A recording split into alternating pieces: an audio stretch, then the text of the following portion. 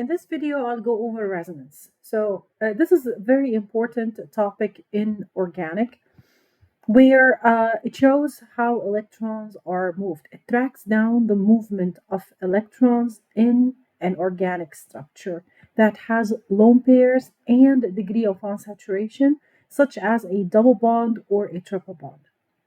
So, by definition, resonance is the movement of electrons. And when you want to draw the movement of electrons, you normally represent that by arrows. So, if you want to move one electron, it really depends what are you moving, one electron or two electrons. Just remember that a sigma bond is a two electron, right? So, if you are moving a sigma bond in there, then you're going to use a full head arrow. But however, if you are moving one electron, and we're going to talk about the case of this at the end, then you're going to use a half head arrow, something like that. So pay attention in your owl homework though. What type of or the number of electrons that you are moving. So by definition, resonance is the movement of electrons. And electrons, they are spread over a larger surface area. And this is called electron delocalization. So it's the spread of the electrons over a large surface area. And when electrons they want to move, there is a way that they move. Electrons to move, they have to belong to the p orbital. Now we pointed out the difference between a p orbital and the hybrid orbital. So any electron that is present in the hybrid orbital, like lone pairs in the hybrid orbital, those are fixed. You cannot touch them. But electrons that belong to the p orbital, you can move them around. So electrons normally they hop from one p orbital to the other. Okay, not from sp2 hybrid, but from the p orbital is the movement of electrons. Resonance is simply Lewis structure. So let's say, for example, I ask you go ahead and draw SO3 2 minus. Okay, let's say draw the Lewis structure of SO3 2 minus. You can draw it in two different ways. You can get the valence electrons, whatever, and then go ahead and draw the SO3 in there. We know that in this case, it's going to be, since it's 2 minus, each of the oxygens can be negative. Okay, write all the lone pairs. So one student can draw the SO3 2 minus this way.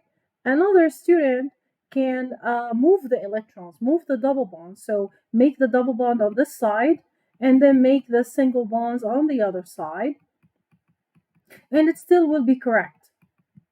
So what are these two? These two are called resonance structures. By definition, resonance have the same connectivity of atoms. So I am not adding anything. So you have a sulfur, you have a sulfur.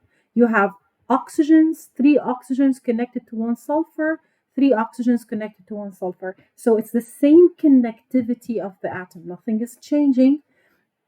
However, the only difference is the movement of electrons. Here I have a double bond on the left. Here I have a double bond on the right. These two are called Lewis structures in there. So resonance are Lewis structures. They are different Lewis structures that you can draw for the same molecule. Okay. So let's have an example here of CH2NO. And you are asked to draw the Lewis structure for, similar to the SO3 2 minus in there. So one student draws it like this, another student draws it like that, but please notice that the connectivity of the atoms is still the same. So carbon is connected to an oxygen and the hydrogen and the nitrogen, same thing in there. So all what you have different is the double bond. So you have the carbon double bond here, you have a carbon single bond there. This is the only difference. So you end up for this molecular formula having 2 Lewis structures. To represent these 2 Lewis structures, and there's of course a relationship between them, because if you move one electron in one structure, you're going to end up, or if you move electrons in one structure, you're going to end up getting the second structure. So Lewis structures normally are represented by a double head arrow in there. And as you can see, both are valid structures. We use the word term valid to represent that every single atom that you have in your structure, whether it's a carbon, oxygen, or a nitrogen, those they follow the octet rule, with the exception, of course, of the hydrogen. So this is a valid structure. Carbon has 4 bonds in there. You have nitrogen having 2 bonds, 2 lone pairs, so it is a negative charge. So these two are valid Lewis structures. You have the same arrangement of atoms, but the arrangement of the electrons is different. Now, one characteristic of resonance is that all resonance structures, they need to carry the same charge. Meaning, if one resonance structure is a negative charge, all the other resonance structures have to carry exactly the same charge in there, which is negative. But here the difference is that the negative charge is on the nitrogen, and then in the second resonance structure, it's changed position, and now it is on the oxygen. So basically here, what I have is the delocalization of electrons between the nitrogen, carbon, and the oxygen. This is the delocalization section in there, where electrons, they hop around from the nitrogen to the carbon to the oxygen there. Okay, here I have a double, here I have a single, here I have a single, and here I have a double. So both are called resonance structures. Now, of course, these resonance structures in there, they don't represent, if you have more than one resonance structure, the true representation of the Lewis structure is the combination of all resonance structures together. So you have to combine them together in a structure with which we call a resonance hybrid. So what is that?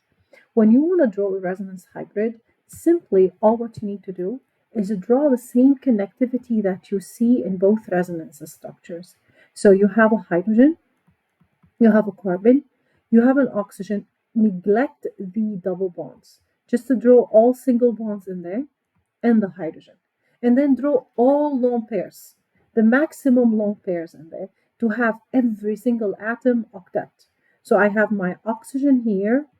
To be octet, it needs to have 3 lone pairs.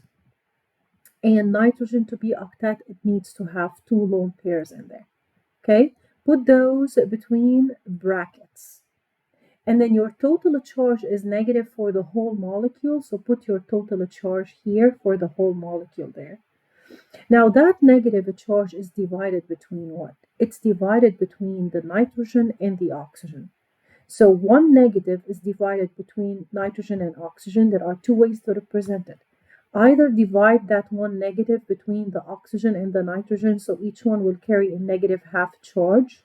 Or if you don't want to go into decimal, then what you can do is each one of these, the nitrogen and the oxygen, will simply carry a partial negative charge. I'm just going to leave that preference to you, whether you want to divide your charge and carry a decimal or a fraction, or whether you want to put a partial negative in there. When I see the partial negative or the negative half, I know that this charge is divided between those 2 elements there. And then I go now to the second stage of representing the resonance hybrid by including the double bond. So in structure A, the double bond is between the carbon and the oxygen, so I put a dotted line. And in structure B, the double bond is between the carbon and the nitrogen, and I include that as a dotted line as well. This means when I'm looking at this, I know that the double bond can be either here or here. The charge can be either on the oxygen or on the nitrogen. This is the sum of both resonance structures, and this is the true representation of the Lewis structure of the molecule, because this molecule has more than one Lewis structure. Okay?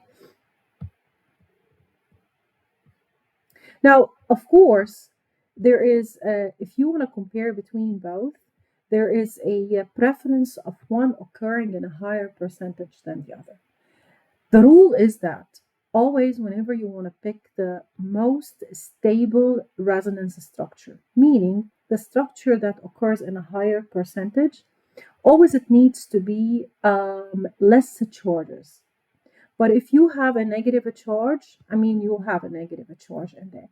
the negative charge is better accepted by an electronegative element. Oxygen is more electronegative than nitrogen. So oxygen will accept and stabilize the negative charge more than the nitrogen.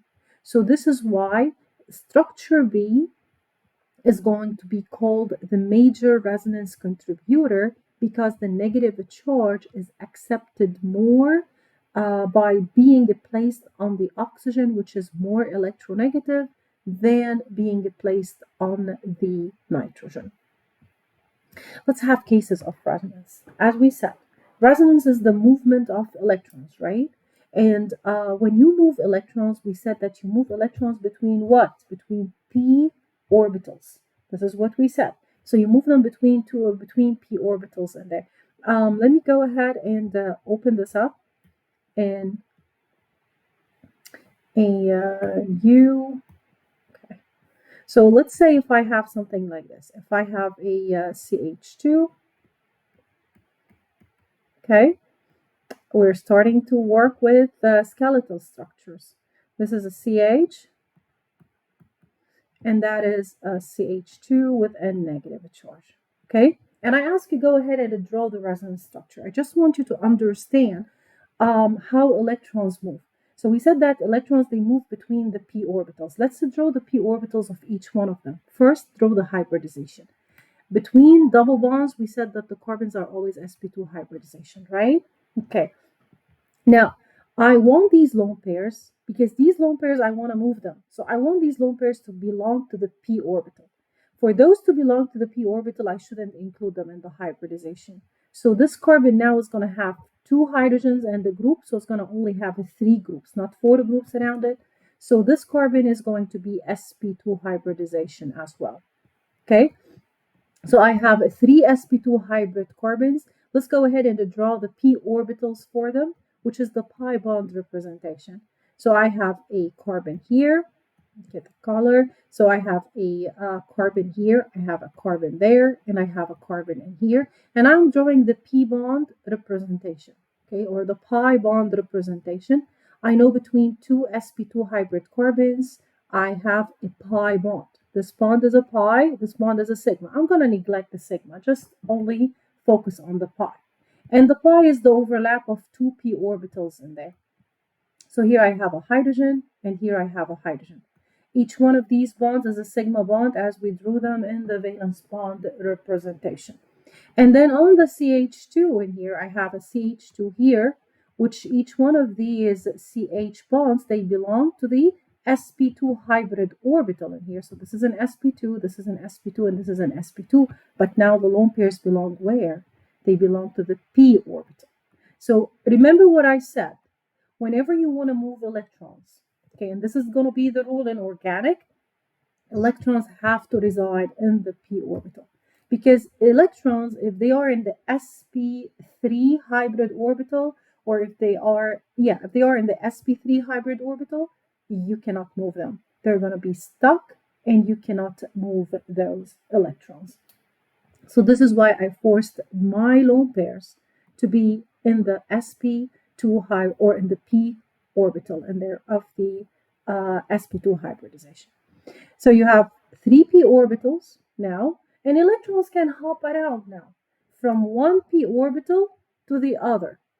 And this is resonance. So to start the resonance, always start it from the lone pair, you guys. Always. Now, I'm not going to show you the lone pair. What you're going to see is something like this. I'm just going to take out the lone pair, and you're going to see a negative charge on the CH2. So immediately you need to know that the CH2, since it's negative, it needs to have a lone pair in there. Since the lone pairs are so close or adjacent to the sp2 hybrid orbital, please make sure that the lone pair belong to the p so that you can go ahead and move them easily. And to start the resonance, resonance is started always from the lone pair to the single bond. Okay, so here, see what I'm doing? I am moving 2 electrons to the single bond.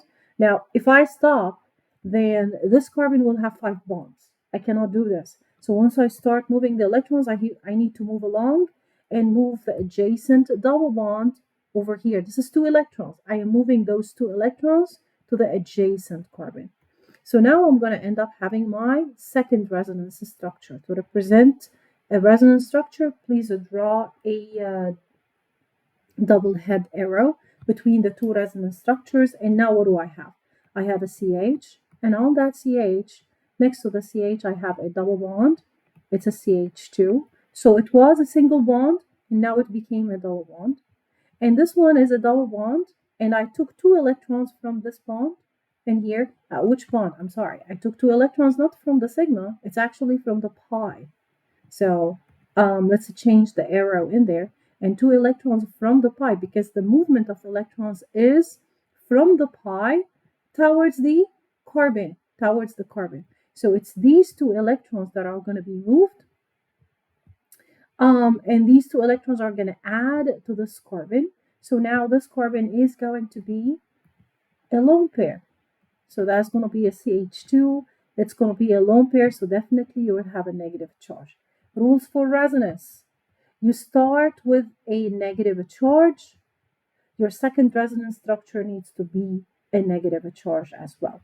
So all you did, you kept the same connectivity, CH2, CH2, CH, CH, CH2, CH2. All what you did is you delocalized the electrons from one p orbital to the other. This p orbital had a lone pair. Now this p orbital will have a lone pair. Okay? So these two are considered to be resonance structures, and the true representation of the resonance structure is the hybrid. Let's go ahead and draw the hybrid. So for drawing the hybrid, you simply draw the chain, which is the CH2, the CH, the other CH2 there. Make sure that you draw your lone pairs. Okay? Make sure that every single carbon is octet. And then after you do this, we're going to go ahead and draw the double bond. So the double bond can either be here, or the double bond can be here. By simply drawing the double bond, this carbon will be octet. Don't add a hydrogen. You cannot add a hydrogen because you're starting with a CH. So by simply drawing a double bond, that will be octet.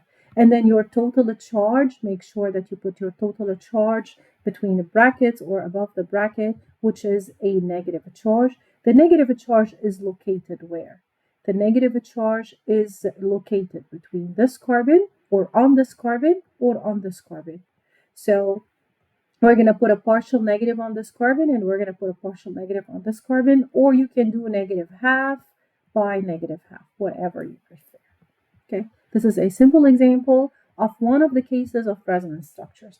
Now notice that when I moved my lone pairs, I started moving from the site that has electrons. So I started moving from the lone pairs. So every time you have a lone pair, please move your lone pairs first, and then move your double bond. Don't start your resonance from the double bond if you have a lone pair, because lone pairs, they are obvious source of electrons, so you can start moving those. Now, if I'm looking at these two resonance structures, these are two Lewis structures. So which one is going to be more stable? Well, you look at the charge. And the charge here is not different because you have a negative charge on the carbon. I know that carbon doesn't prefer to have a negative charge. Oxygen normally, because it's more electronegative, absorbs the negative charge more. But since you have a negative charge on the carbon in one resonance structure and a negative charge on the carbon on the second resonance structure, we say that both they occur in the same percentage. So this is why we call them same resonance contributors, and they have the same stability. The other case of resonance is whenever you have a double bond and a plus charge. What is a plus charge? A plus charge is simply an empty p orbital. So we've talked about, let's have another example in here, just to draw the valence bond representation. So if we have a double bond, we have a CH, and we have a CH2 and a plus charge here, and this is a CH2. Okay, so what is that? Let's do the hybridization of each one of these carbons. This is an sp2, this is an sp2 hybridization, and this carbon has how many groups around it? 1, 2, and 3. 3 groups. I need the 3 orbitals, so it's an sp2. Every time I have an sp2 hybrid, I end up having a p orbital in there. please review the valence bond representation explanation video, please. So I have a p orbital that is left. So if I want to go ahead and draw the valence bond representation of the p orbital, then this is how it's going to look like. I have a CH2 here, and on this carbon, I have a p orbital. I have a p orbital here, having one electron. I have a p orbital there, having one electron. You can get rid of these hydrogens in here. It will be easier, and show those as a sigma bond. Here you go. So you have a hydrogen here. Those are included in the hybrid orbital. Okay. Now this is my plus. This is empty. Plus means it's losing. Plus means that you have an empty p orbital. But an empty p orbital is still a home for the coming electrons. And remember, resonance happens when electrons hop from one p orbital to the other. So if you have an empty p orbital, resonance is still going to happen because that empty p orbital is going to accept electrons. However, I cannot start my resonance from an empty p orbital because that orbital has no electrons to give. So this is why I need to start my resonance from the double bond towards the empty p orbital in here. So this is why when I do my resonance, I do my resonance from the double bond towards the single bond, of course. So what I did here is that this carbon now is lost, is losing electrons, because I start with a positive charge resonance. I should end up having all my resonance structures plus charge. So now this carbon is going to be positive, and I will have a double bond between those two. Again, these two are going to be same resonance contributors because both carbons, they carry the same charge. You can include both in the hybrid. So the positive charge is either on this carbon or on the other one, and you can either put partial positive on each or plus half on each, and the total charge is in above the bracket. Another case is when you have a lone pair and a carbonyl. Okay, this is similar to a lone pair and a double bond, but here instead of the double bond, we have a carbonyl. Again, if you have a lone pair, please move your resonance from the lone pair towards the double bond, and from the double bond to form a negative charge on the oxygen. Because after all, what I am doing here is that I am taking those two electrons and I am adding them to the oxygen. So when I'm adding them to the oxygen now, I'm going to have an additional lone pair on the oxygen. So I moved my charge from the carbon to the oxygen. These two over here are going to be, again, resonance contributors, but now there's a difference. Because here I'm comparing, I have a negative charge on the oxygen, here I have a negative charge on the carbon. Negative charges prefer to be on the more electronegative elements, so this is why I would say that this one is a major contributor, meaning that it exists in a higher percentage as a Lewis structure than this guy over there. You combine both, and this is going to be the resonance hybrid of the structure. A fourth case is whenever you have two double bonds that are adjacent to each other. With these two double bonds, what I have here, each carbon is going to be an sp2 hybridization, right? So as we said, every sp2 hybrid carbon will end up having a pair of a p orbital. And since I have a pi bond, the pi bond is the overlap of two p orbitals, so every p orbital has an electron. Here, every p orbital has an electron, and this is why electrons can hop from one p orbital to the other.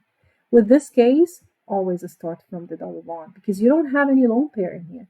So start from one end of the double bond, but please make sure when you move the double bond, you should move the other. Now I do have two resonance structures, but there's a big difference between them, because always the major contributor is the resonance structure that has a zero charge. So here, this one has a zero charge, this one has, again, a zero charge, but this one has more charges. Although it's zero, but this carbon is plus, this carbon is negative. So that's why it's going to be a minor contributor, and this is going to be a major contributor. Now, one thing I want to remind you, if you start with a resonance structure with one charge, then all the resonance structures need to be the same charge. So this one is a zero charge, then all its resonance structures have to be zero charges. So this is why this one is a zero charge as well. Let's go ahead and do an example. CO3 2 minus, we draw all resonance structures.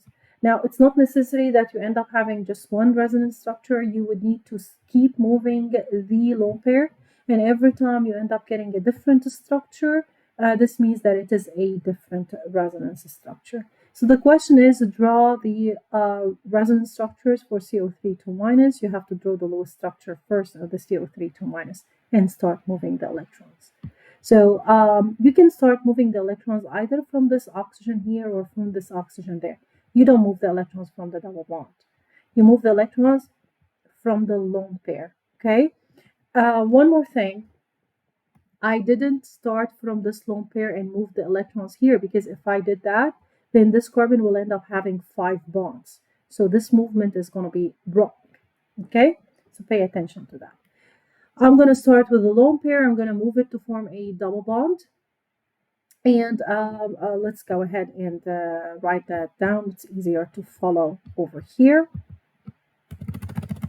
Okay, so here you go. So we're starting with the carbon double bond O and an oxygen and an oxygen. And I am moving the lone pairs. So this is a negative. Here you go. So we're going to start with the first resonance structure, where your lone pairs are moved towards this carbon, and then the double bond is going to add to form a lone pair on the oxygen. So we're going to end up having a single bond here with 3 lone pairs on the oxygen. You have a double bond in there, and then you have still a single bond. I didn't touch that yet. Here you go. So I moved from a structure here where oxygen was 0. Now oxygen has 2 bonds, so it became oxygen was negative. Now it has two bonds, or a double bond, so now it's a 0 charge. But the negative charge moved where? It moved to this oxygen now, because oxygen is a single bond. Notice that in my second resonance structure, it's still 2 negative, okay? Now, let's go ahead and carry on. I started moving electrons from this oxygen. I'm going to now start moving electrons from this oxygen here. So moving the electrons, I can go form a double bond in here. And then this double bond, I'm going to go ahead and add electrons to this oxygen. So the point is, I am moving the negative charge on to be on every single oxygen in there. This is what I'm doing. So you have your double bond here, and you have your single bond there. Here you go, with a negative charge. Still, my second resonance structure is 2 negative.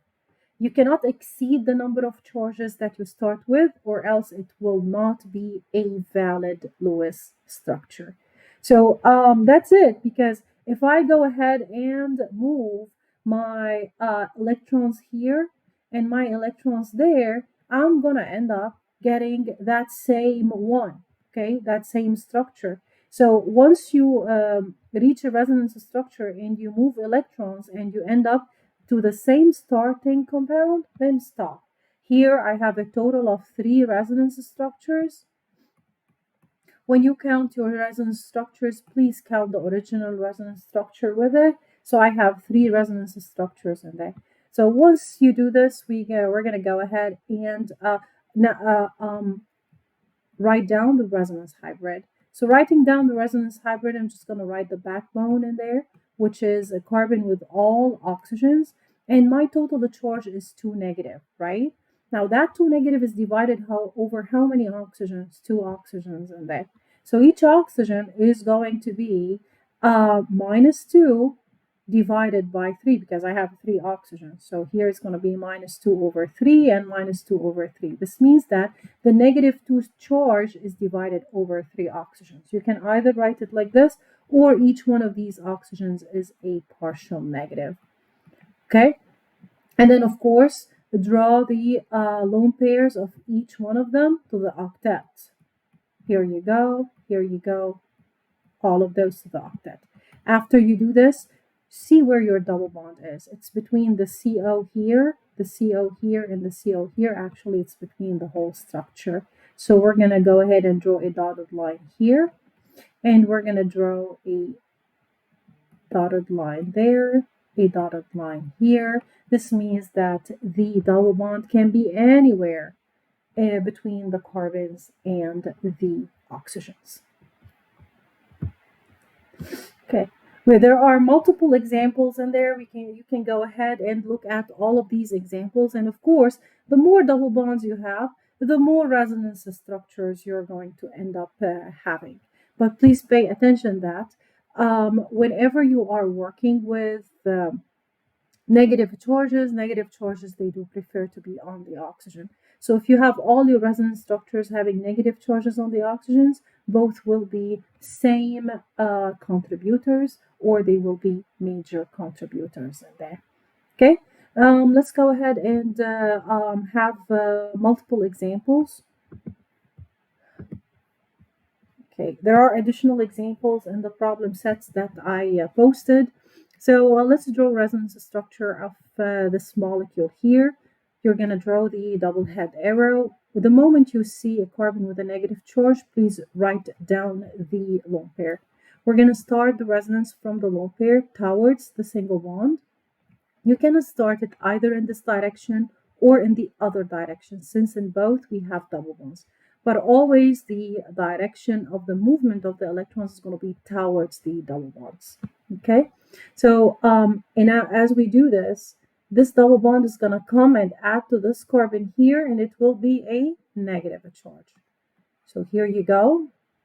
All I'm doing is I'm moving the negative charge. So now this is going to be a double bond between both carbons. Here I added a lone pair and a negative charge.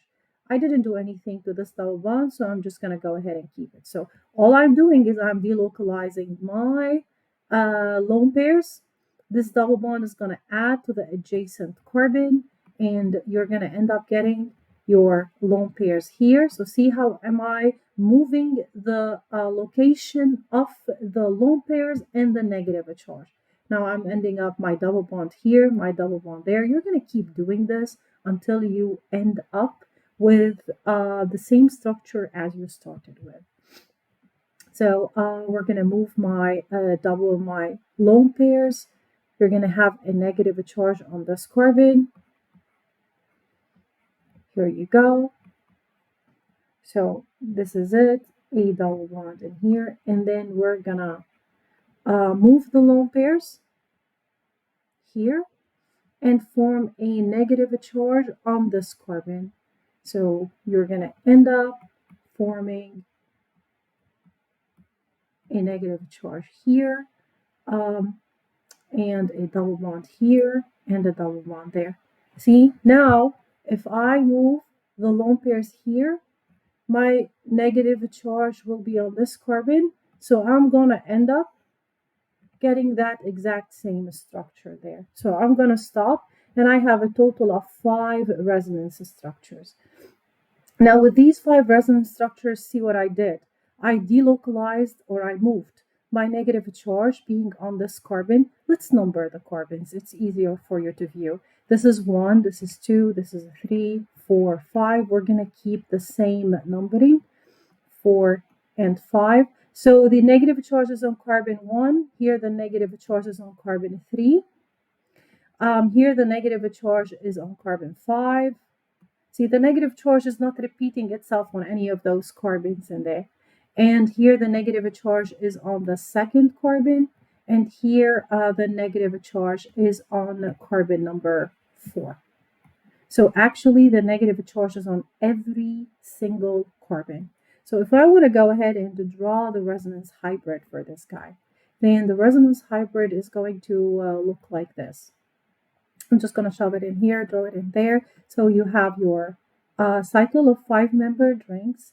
And then as you can see, the double bond can be anywhere in there. So it can be anywhere between the carbons. So to represent that in a cycle, we just represent it by a dotted circle like that, meaning that the double bond can be anywhere.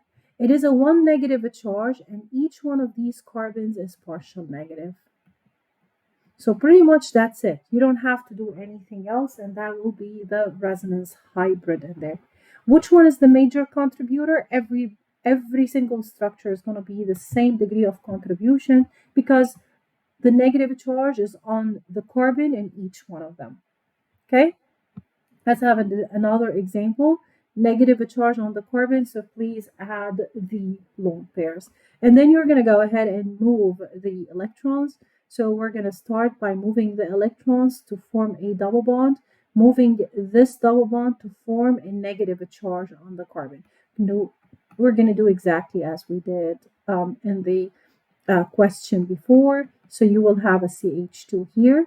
You will have a lone pair with a negative charge. Keep the same positions of the other double bonds unless you move them. Then we're going to move the double bonds here, or the lone pairs here, and the double bond will add to the lone pairs to form lone pairs on the adjacent carbon. You will have a CH2 and then a negative charge and a double. Move the lone pairs, form a negative charge on the carbon.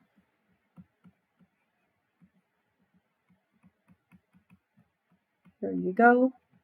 Double bond here, double bond there. And now if we go ahead and move this here, this is going to be a negative charge. Do you see that? So that is going to be a negative charge in there. So this is going to be exactly the same as this structure here. So negatives in there. So you have a partial negative on each one of those carbons. And that will be your resonance hybrid. Another example is this one. Again, the moment you see a negative charge, please put your lone pairs and start your resonance from the lone pair. So here I'm starting my resonance. Let me locate my negative charge. So I'm going to start my resonance from the lone pair, and I'm going to move this to form a negative charge on the carbon. Normally we avoid multiple step resonance structures and we move step by step. So over here I have my double bond and I have my negative charge, and then I normally do it in 2 steps. So you could move the lone pair, form a double bond, move this double bond to form another double bond here, and then move this double bond to form a negative charge. You could have done it in 1 step, but it's easier to do it in 2 steps. So form the negative charge, and then after you form the negative charge, I can go ahead and move the negative charge here, form the negative charge on the oxygen. Please draw your lone pairs on these oxygens, and then you're going to end up getting your double bond, a double bond here, and a negative charge. Now, between all of these structures, all of these 3 structures, notice that 2 of them have a negative charge on the carbon, 1 of them have a negative charge on the oxygen, so this one is going to be the major contributor, and both of those will be the minor contributors. An example of resonance structures moving 1 electron. We mentioned at the beginning that to move 1 electron, we're going to use a half head arrow in there. So this is a CH2. Okay, let's start with the hybridization. So this carbon here has 3 groups around it, so it is going to be an sp2 hybridization, and this carbon over here is going to be an sp2 hybridization as well. What about this carbon? This carbon is connected to 2 hydrogens in the group. You see it? So it's going to be, again, an sp2 hybridization. So if it is an sp2 hybridization, this free electron is going to belong to the p orbital. So if you want to draw the valence bond representation, then it's going to look like that. I have my CH2, so this is going to be my CH2. You're going to end up having now a p orbital that has 1 electron. This is called a radical. Or in some books, we call it a free radical. Free radical always belongs to a p orbital because the carbon that it belongs to is an sp2 hybridization. And then you have on each of the sp2 hybrid carbons, you have a p orbital as well. And of course, here you have a hydrogen, and here you have a hydrogen. And here you have a hydrogen as well. So here you have a hydrogen as well. Okay? So each one of those is a p orbital. So that is going to satisfy the rule of resonance where electrons are going to hop from one p orbital to the other. So if I want to draw the resonance structure of this molecule here, I'm going to start by moving the electrons. You start with the free radical. You start with the free radical in there. But since you are moving one electron, this is going to be the half head arrow. So I'm going to move one electron here. And one electron from this p orbital, I'm just going to go ahead and move it here to make a double bond. The other electron, I'm just going to go ahead and move it to the carbon. If you start with a radical, all resonance structures need to have a radical. So now your new double bond position is going to be here. And this CH2 is going to end up having a radical in this case. You can omit the CH2 since we are drawing the skeletal form. So our resonance structure will look like that. That will be easier to draw. So here you go. It will look like this by moving the electrons. You are going to end up having your second resonance structure with a radical. To draw the resonance hybrid of the radical, we're going to do exactly the same. Now, we don't have a charge. We have a radical, so we're going to put it between the brackets, and then we're going to draw the backbone. Double bond can be anywhere. And then here we're going to have a partial radical here and a partial radical there because the radicals are going to exist between the two carbons. Okay, the last thing in this video is the intermediates. So there are multiple intermediates we're going to work with, and those intermediates you are responsible for and know it's their hybridization. We've talked about carbocations. We said that it has an empty p orbital. Carbon ions, the lone pairs normally, it depends. If the lone pair is adjacent to a double bond, then make sure that the lone pair is the p orbital. This means that the hybridization of this carbon will be sp2. But if the lone pair has no double bond next to it, then you can simply put it in the sp3 hybrid orbital. Free radicals, they have a p orbital that has one electron, so this is going to make the carbon an sp2 hybridization. And then the last form of intermediate is a carbon that is not octet. This is not very stable because this one is 6 electrons. So this carbon in here, we call it a carbene. It's an unstable intermediate that is formed in reactions, and that intermediate has always an empty p orbital, and its lone pair belong to the sp2 hybrid orbital.